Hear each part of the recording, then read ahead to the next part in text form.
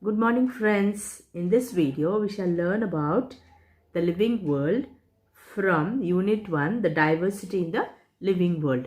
Before we shall learn the lesson in detail, we shall see what is biology, children. What is biology? The word biology was taken from a Greek word bio, which means life. Logy means steady. Therefore biology means study of life. You all understood, children? Biology is nothing but it is the study of life. The branch of science which deals with the study of structure, function, habitat and economic importance of organisms is called biology. So what is biology, children? The branch of science which deals with the study of structure, function, habitat and economic importance of organism is called biology. Then who is the father of biology, children? Aristotle was considered as father of biology. What is life? The living activity shown by an organism from birth to death is called life, or a dynamic system of coordinated chemical, physical and biological activities which are physically represented by the protoplasm is called life, children. So what is protoplasm? Protoplasm is nothing but when you see the cell, you find cytoplasm and nucleus. Cytoplasm and nucleus together we call it as protoplasm. Then what is protoplasm? Protoplasm is the colorless material comprising the living part of a cell which includes cytoplasm, nucleus and other organelles. Now we shall see what are the characteristics of living organisms, children. Living organisms have definite form and size. The first characteristic is living organisms have definite form and size. Most of the animals have definite shape with a compact body, while plants have a wide branching system without a definite shape. Theoretically, non-living matter is contrast to living, has no limit of size. The second characteristic is living organisms have cellular organization and protoplasm. So cellular organization is an exclusive property of living organisms. Organisms' body is made up of minute structural and functional units called cells. An organism may be unicellular, that is having one cell, or multicellular with many cells. Each cell encloses a tiny mass of protoplasm which is bounded by plasma membrane. Non-living things do not possess either cells or protoplasm. The next characteristic is living organisms exhibit metabolism. So what is metabolism, children? Metabolism is the sum total of all biochemical reactions that take place in the body of an organism. The sum total of all biochemical reactions that take place in the body is called metabolism. So metabolism includes anabolism and catabolism, children. Metabolism includes anabolism and catabolism. So what is anabolism? Anabolism is a constructive process where organisms takes in food and oxygen to form molecules of protoplasm in which the energy is stored.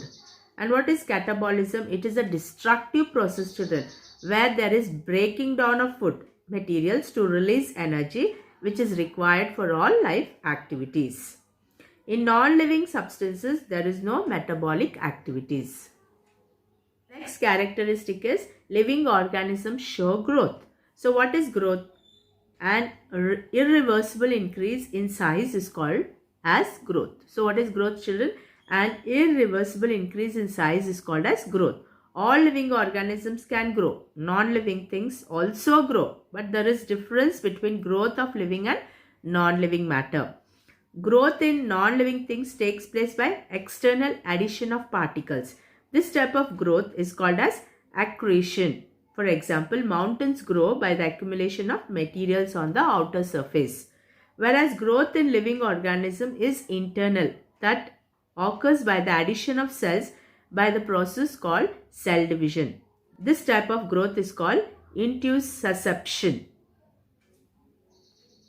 Living organisms exhibit irritability, children. The next property is living organisms exhibit irritability. So organisms react to change in the environment. This is called irritability. Organisms react to change in the environment. This is called irritability. It is one of the most exciting features of the organisms. The environment may be terrestrial, aquatic, aerial and parasitic. In any change occurring in this environment that an organism recognizes is the stimulus, and the capacity of organisms reacting to this stimulus is called response. For example, the leaf movement in touch-me-not plant, withdrawing the hand from hot objects. Non-living matter does not show irritability. The next property is living organisms exhibit movement. Movement is the sign of life, children. Movement is the sign of life. Most of the plants do not move since they are fixed to the soil, but animals move actively in search of food, shelter and other activities. Some exceptions to this, because some plants like Euglena, Chlamydomonas are capable of movement, while animals like sponges, sea anemones are incapable of movement. Non-living matter show passive movement, that is movement with the help of other agents. The next property or characteristic of living organism is living organisms exhibit reproduction. So you all know, children, what is reproduction? Reproduction is the process of giving birth to the young ones of their own kind in order to continue their progeny. So reproduction is one of the important characteristics of living organisms. So organisms produce offsprings of their own kind which resemble their parents. There are three types of reproduction among organisms, children. Vegetative reproduction, where the physical body of the organism itself is involved in reproduction. The physical body of the organism itself is involved in reproduction. This we call it as vegetative reproduction. For example, fragmentation in algae. The next type of reproduction is asexual reproduction, where organisms produce asexual spores and they develop into a new organism. Here, no involvement of sex cells, children.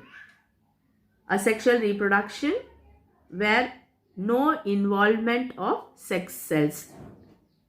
Only organisms produce asexual spores and they develop into new organism. Sexual reproduction is the reproduction by the production of sex cells or gametes. These cells fuse to form zygote, which develops into a new individual. You understood, children? Sexual reproduction involves in the production of gametes and these will fuse to form zygote, which develops into a new individual. This ability is absent in non-living matter. The last characteristic of living organisms is living organisms exhibit life cycle.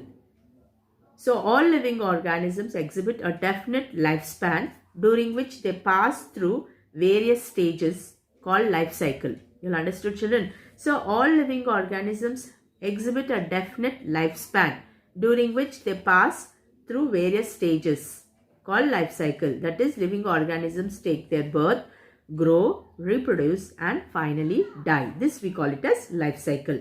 This life cycle is simple in some organisms and complex in other organisms. In non-living things, there is no life cycle. You understood, children? I hope you have understood the characteristics and meaning of life. In the next video, we shall see why classification is necessary and what are the rules of binomial nomenclature. Thank you.